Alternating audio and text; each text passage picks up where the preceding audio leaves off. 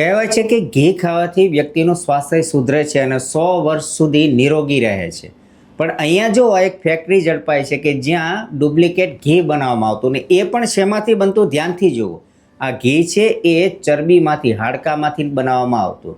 આ જો યુપીમાં એક ફેક્ટરી પકડાય છે કે જેમાં આપણી ધાર્મિક માન્યતાઓ સાથે અને આપણા સ્વાસ્થ્ય સાથે પણ છેડછાડ થઈ રહી છે.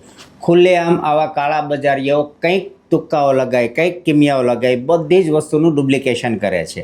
આ ડુપ્લિકેટ ઘી ખાવાથી આપણા સ્વાસ્થ્યને બહુ ખરાબ અસર થાય છે, કારણ કે આમાં ચરબી તો છે, સાથે સાથે એમાં ઘણા બધા પ્રિઝર્વેટિવ, એમાં સ્મેલ માટે કંઈક જાતના કેમિકલ એસેન્સ યુઝ થયા છે કે જે આપણા સ્વાસ્થ્ય માટે નુકસાનકારક છે.